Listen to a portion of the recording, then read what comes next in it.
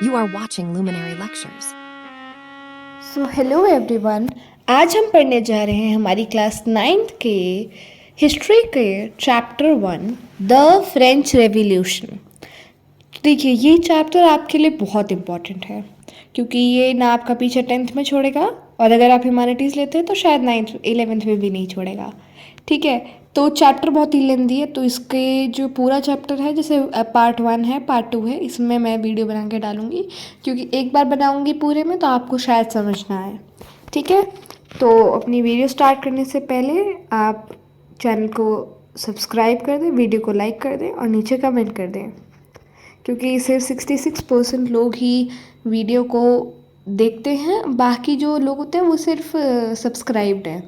तो आशा करती हूँ आप उन 66% लोगों में से ना हो। तो आइए चलिए स्टार्ट करते हैं। The French revolution. French revolution, revolution मतलब क्या होता है? इसका मतलब होता है एक ऐसा डिसीजन, एक ऐसा चेंज जो पूरी सोसाइटी ने लिया होता है गवर्नमेंट को बदलने के लिए। ठीक है, तो अब अपना चैप्टर स्टार्ट करें। अब हमारे फ्रेंच रेवोल्यूशन में क्या हुआ था? ऐसा कुछ हुआ था जिससे जो पूरी सोसाइटी ने ऐसा कुछ डिसीजंस, ऐसे कुछ काम किए थे जिससे जो पूरा हमारा गवर्नमेंट है वही चेंज हो गया था फ्रांस का। ठीक है, तो आइए स्टार्ट करते हैं। ऑन द मॉर्निंग ऑफ 14 जुलाई 1789। तो ये भी एक इसमें डेट्स बहुत है तो डेट्स अच्छे से याद हो जानी चाहिए। ये पहली इंपॉर्टेंट डेट आ गई है। 14 जुलाई 1789 की मॉर्निंग में the city of Paris was in the state of alarm. Paris की जो सिटी थी वो अलार्म के स्टेट में थी। The king had commanded troops to move into the city. King ने बोला हुआ था अपनी जो सेना थी कि तुम सिटी शहर में जाओ, पेरिस में। Rumours spread that he would soon order the army to open fire upon the citizens. तो जो अफवाह थी, जो रूमर्स थे, वो क्या थे कि जो राजा है उन्होंने क्या भेजा है कि ओपन फायर कर दें। राजा ने बोला है अपने सैनिकों से कि तुम जाओ और जाके पेरिस के नागरिकों को मार दो। ऐसी अफवाह थी। क्या ऐसा सच में था या नहीं, ये हमें आगे पता चलेगा। ठीक है, सम 7,000 man and women gathered in. अब आपको पता चले कि आपकी सुबह हुई है, नहीं आपको पता चले कि राजा ने घोषणा कर दिया कि आप लोगों को मार दो, तो आप शांति से तो बैठे नहीं रहोगे। आप कुछ तो करोगे ना, कुछ तो अपना एक विरोध करोगे ना, जिससे अगर आप रिवॉल्ट करोगे ना, जिससे अगर हम मर भी गए तो हम रहेंगे कि हाँ हमने रिवॉल्ट किया, हमने कोशिश करी। ठीक है, तो अब लोगों ने क्या किया उस मॉर्निंग में, कम से कम लाइक अराउंड 7,000 मैन और वुमेन वो टाउन हॉल के सामने गैदर हो गए। ठीक है, सब एक साथ टाउन हॉल के सामने आ गए और पीपल की अपनी मिलिशिया बना ली। मिलिशिया होता है जो लाखों, हज़ारों, लाखों लोगों का जो झुंड होता है। अभी 700-800 लोग होंगे तो उन्हें तो हम बोल देंगे क्राउड है, ठीक है, भीड़ जा रही है। लेकिन जब 1,000, 2,000, 3,000, 4,000 जब बहुत ही ज़्यादा एकदम भीड़ हो जाती है तो उसे हम बोलते हैं मिलिशिया। ठीक है, जो लोग क्या कौन होते हैं? एक ऐसी आर्मी जो लोगों ने अपनी खुद की बनाई हो, एक सिंपल कॉमन पर्सन ने अपनी आर्मी बनाई हो, उसे बोलते हैं पीपल्स मिलिशिया, मतलब लोगों की militia. They broke into a number of government buildings in search of arms. तो उन्हें क्या लगा कि अब हमें हथियार चाहिए, अगर हमें रिवॉल्ट करना है तो हमें हथियार चाहिए होंगे। तो उन्होंने क्या करा, जो एक गवर्नमेंट ऑफिसेज हैं, जो भी गवर्नमेंट की प्लेसेस हैं, वो वहाँ पे सारे जाके ना अटैक करने लगे कि हमें हथियार चाहिए होंगे। अब जो गवर्नमेंट प्लेसेस हैं वहाँ तो होंगे ना, गवर्नमेंट बिल्डिंग्स में हथियार, आर्म्स मतलब हथियार होता है, ठीक है, वहाँ पे तो होंगे हथियार। तो इसलिए वो लोग वहाँ पे जाके ना ऐसे धाबा बोलने लगे। Finally, a group of several hundred people marched towards the eastern part of city and stormed the fortress prison, the Bastille, where they hoped to find hoarded ammunition. तो अब क्या हुआ, लोगों ने सोचा कि एक जेल है बेस्टिल में, नाम ही जेल का बेस्टिल है, जहाँ पे कम से कम 7-8 कैदी होंगे। तो लोगों ने बोला कि जेल है, अब जेल में जो चोर हैं, जो भी गुनहगार करने वाले लोग हैं, वो उनको वहाँ रखने के लिए कुछ हथियार चाहिए होंगे, है ना। तो उन्होंने बोला कि हम जेल में जाएंगे, वहाँ पे हथियार तो होते ही हैं, हम उन हथियारों को लेंगे। अब क्या हुआ, उन्हें क्या पता चला कि वहाँ पे हथियार ही नहीं थे। ऊपर से जो उनका कमांडर था उसे भी मार दिया, है ना। जो 7-8 कैदी थे उन्हें भी वो कर दिया, आज़ाद कर दिया, कि निकाल दिया उन्हें भी जेल से। ठीक है, तो क्या हुआ, अब आगे पढ़ते हैं। In the armed fight that followed, the commander of the Bastille was killed and prisoners released. There were only 7 of them. तो क्या हुआ, जब हथियारों की लड़ाई हो रही थी, मतलब हथियार ढूंढने निकले, तो उन्होंने कमांडर को मांग दिया। अब एक कमांडर का, अगर आप क्लास के मॉनिटर हो, कोई लड़ाई कर रहा है, तो आपका काम क्या होगा, आप लड़ाई को रोको। तो वहाँ भी कमांडर ने क्या किया कि लोग आ रहे हैं, लोगों को रोको, लेकिन लोगों ने ही कमांडर को मार दिया, है ना। वहाँ पे देखा 7 हमारे कैदी हैं, उन्हें भी आज़ाद कर दिया। सिर्फ 7 कैदी, how many prisoners were there, only 7, okay. Yet the Bastille was hated by all. फिर भी जो बैस्टिल था वो, मतलब सब नफरत करते थे उस जगह से, क्योंकि इसी जगह को राजा की एक डेस्पोटिक, इसी जगह को राजा की एक संपत्ति कहा जाता था। ठीक है। The fortress was demolished and its stone fragments were sold in the markets to all those who wish to keep souvenir of its description. अब हम कहीं जगह पे घूमने जाते हैं, तो हमें जैसे देना होता है ना, कि हम बोलते हैं ना, अच्छा जा रहे हो, मेरे लिए भी कुछ लेके आना वहाँ से। तो जैसे अगर हम कहीं गए, टेक एग्जाम्पल, अगर हम कहीं पेरिस गए, ये ले लेते हैं, हम वहाँ से कुछ कपड़े, कुछ कप्स, कुछ पेन्स लाएंगे कि हाँ देखो हम पेरिस गए थे, हम वहाँ से के लाए। तो अब लोग बैस्टिल गए, उन्होंने वहाँ पे जाके लड़ाई करी, है ना, इतने बड़े बड़े स्टेप्स उठाए वहाँ पे जाके। तो लोगों के पास कुछ प्रूफ तो रहना चाहिए ना, कि हाँ हमने जंग लड़ी थी, हम गए थे, हमने कमांडर को मारा था। तो लोगों ने क्या किया, जो जेल था ना, जेल में जो ईंटें लगी हुई थी, उन ईंटों को निकाल के बेचना शुरू कर दिया, कि आप इसको एक सोवेनियर की तरह एक रख लो, जिससे हम ये बोल सकें कि हाँ ये बैसिल की प्रिजन की एक प्रूफ है कि हम वहाँ पे गए थे, हमने भी इस रेबलरी में पार्ट लिया था, हमारा रिवॉल्ट में, ठीक है, पार्ट भी था हमारा। The days that followed saw more writing both in Paris and the country side. तो दोनों ही तरफ, पेरिस और कंट्री साइड, मतलब पेरिस भी और जो उसके साइड में जो आसपास में जो शहर था, दोनों ही तरफ बहुत ही ज़्यादा एकदम हलचल थी। Most people were protesting against the high price of bread. बहुत सारे लोग क्या थे, ब्रेड जो वहाँ का मेन फूड है, जिसपे स्टेपल फूड है वहाँ का, वो है ब्रेड, फ्रांस का। ठीक है, तो अब ऑफ कोर्स सी बात है, अगर कहीं रिवॉल्ट हो रहा है तो खाना वाने में तो लोग इतना ध्यान देंगे नहीं। जो खाने वाले लोग थे उनको खाना ही नहीं मिल पा रहा था, खाने के लाले पड़ रहे थे, because of some harvest issues and climate changes. ठीक है। Much later, when historians looked back upon this time, they saw it as the beginning of the chain of events that ultimately led to the execution of the king in France. तो जब लोगों ने देखा, जब historians है, जो अभी के हिस्टोरियंस हैं, उन्होंने जब देखा कि अच्छा ऐसा हुआ था, तो वो क्या देख के समझ गए कि ये तो बस शुरुआत है हमारे इस रिवॉल्ट की, इन इवेंट्स की, चेन ऑफ इवेंट्स की, जो अब लेने वाले हैं प्लेस, जिसकी वजह से जो हमारा जो किंग इन फ्रांस है, जो राजा है फ्रांस का भी, उसको कितना कुछ झेलना पड़ेगा, उसको देखना उसके साथ क्या क्या होगा, फिर आगे पढ़ेंगे।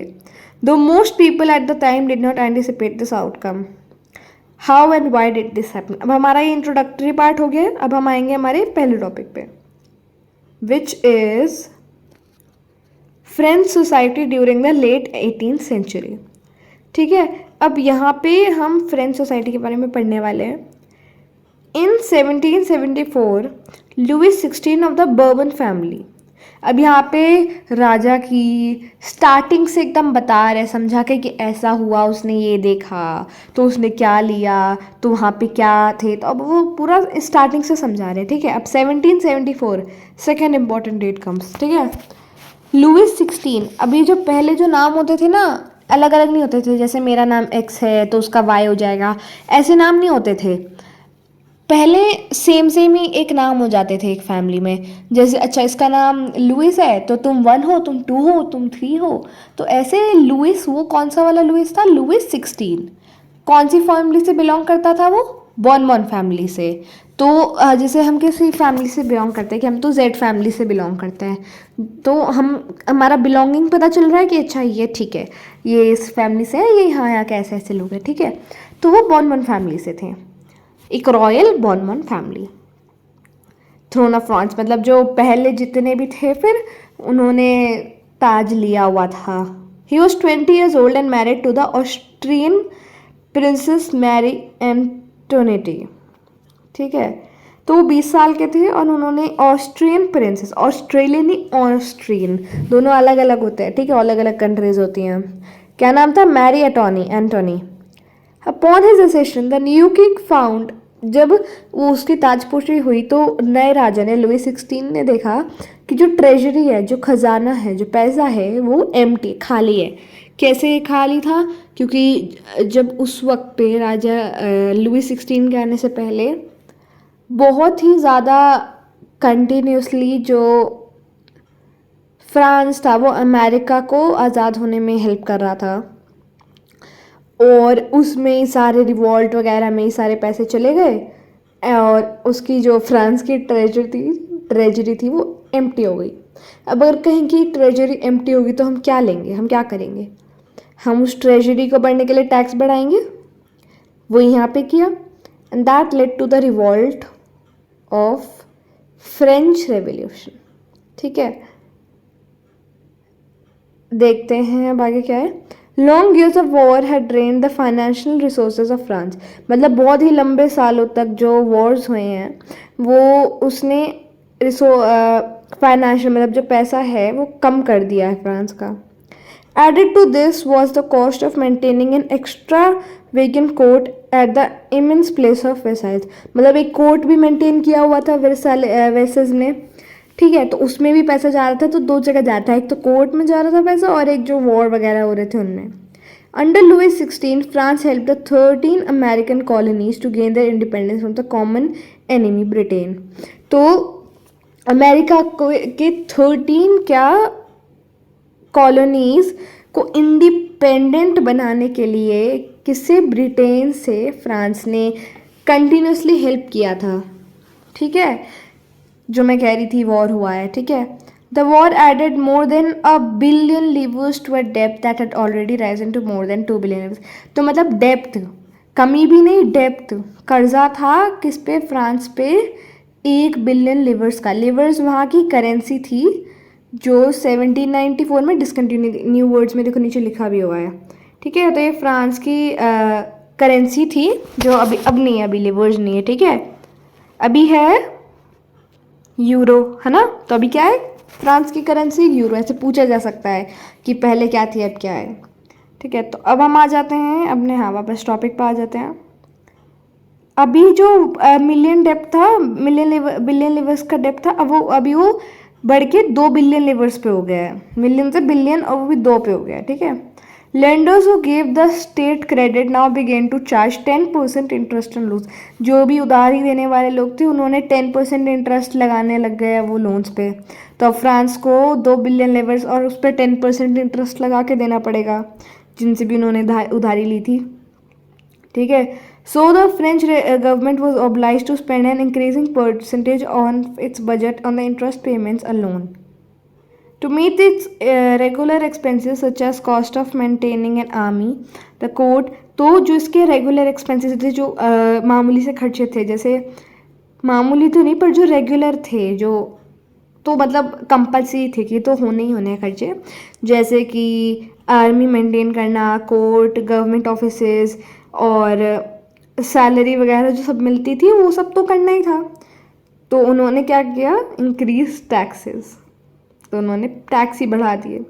Yet even this measure would not have sufficient, इतना जो उन्होंने टैक्स बढ़ा के किया वो तो काफ़ी नहीं था, ठीक है।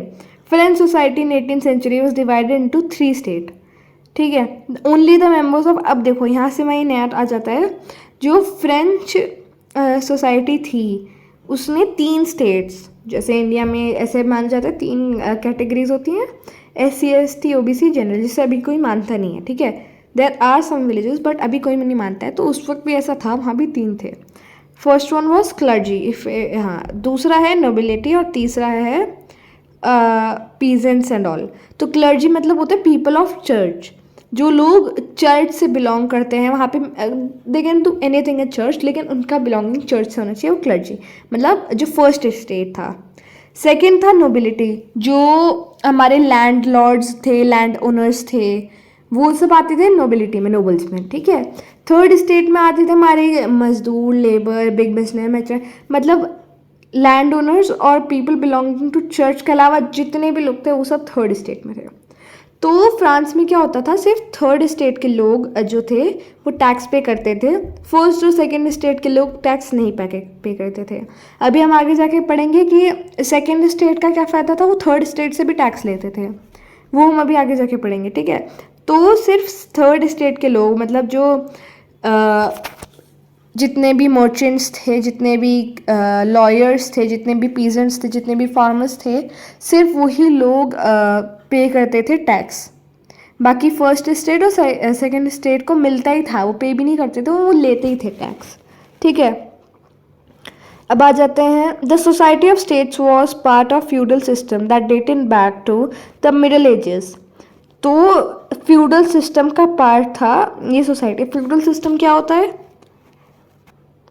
एक कंट्री, एक प्लेस जहाँ पे जो लैंड ओनरशिप है, जिसके पास ज़मीन है वो क्या हो जाएगा, सुप्रीम हो जाएगा, जिसके पास खुद का ज़मीन है। आज के ज़माने में तो बहुत ही नॉर्मल है, ठीक है, इतना इतना ज़मीन है, लेकिन तब इट वॉजंट नॉर्मल, ओके। अब आ जाते हैं, हाँ, the term old regime is usually used to describe the society and institutions of France before 1789। तो ये जो टर्म है old regime is usually use, एक किसके लिए यूज़ होता है, ये भी पूछा सकता है कि why is this term old, for what is this term old regime usually use, किसके लिए होता है, सोशल और जो इंस्टीट्यूशंस थे, सोसाइटी जो थी 1789 से पहले की जो सोसाइटी थी, जो इंस्टीट्यूशंस थे फ्रांस के, उसे डिस्क्राइब करने के लिए, ठीक है।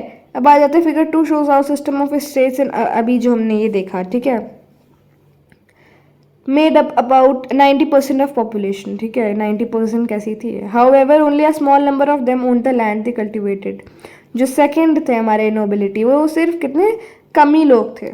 About 60% of land was owned by nobles, सिर्फ 60% लोग ही थे जो नोबल्स थे, लैंड ओनर्स वगैरह।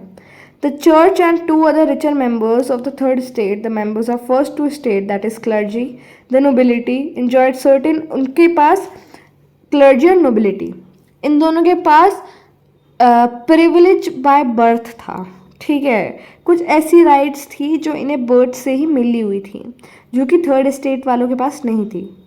The most important of this was exemption from paying to tax the state, ठीक है। तो टैक्स पे करना सबसे ज़्यादा इम्पोर्टेंट क्या था, कि जो टैक्स पे नहीं करते थे, मतलब एग्जेम्प्ट हो जाते थे, वो उन्हें टैक्स पे करने का इतना वो नहीं था, छुटकारा था उनका टैक्स पे करने से, ठीक है। The nobles further enjoyed feudal privileges, nobles के साथ भी सेम ही था। These included feudal dues which are extracted from the peasants, किससे लिए जाते थे इन फ्यूडल ड्यूज, पीजेंट्स से। Peasants were obliged to render services to the lord, to work in his house and field, to serve in the army or to participate in building roads। Peasants क्या क्या करते थे, render service, जैसे भगवान को पूजना, घर में या खेतों में काम करना, आर्मी को सर्व करना, सिपाही बनना, है ना, रोड बनाना, इन सब कामों में क्या थे, थर्ड स्टेट काम करता था। The church too extracted its share of taxes called tithes from peasants. तो जो क्लर्जी लोग थे वो भी पीजेंट से टैक्स लेते थे, उसे बोलते थे हम क्या, tithes. And finally all member of the third state had to pay taxes to the state. तो अब 2 जगह टैक्सेस देने पड़ते हैं, कहाँ कहाँ, एक तो क्लर्जी लोगों को देना होता है टिट्स, जो वो पीजेंट से लेते हैं, फिर उन्हें गवर्नमेंट को भी उन्हें टैक्स देना पड़ता है, किसको, थर्ड स्टेट को, 2 जगह। These included a direct tax called tail, a number of indirect taxes which were levied on the articles of everyday consumption like salt। अब जैसे salt और tobacco ये सब है जो यूजुअली लोग सब लेते हैं, है ना, ये इस पे भी टैक्स होता ही है ना, अलग से भी टैक्स देना पड़ता है। The burden of financing activities of the state, though taxes were borne by the third state alone. ठीक है, चलिए सुनाओ। तो जो भाई हमारी वीडियो है वो लंबी हो रही है, ठीक है, तो उसके लिए हमें इस वीडियो को भी ओवर करना पड़ेगा। बाकी आप इस चैप्टर को अच्छे से पढ़ लीजिएगा, अगले भी हम कंटिन्यू करेंगे इस चैप्टर को अगले टाइम से, ठीक है। प्रिपेयर वेल, तब तक अब thank you for the day. अगले सारे वेंसडे के लिए तैयार रहिए। Thank you and thank you so much.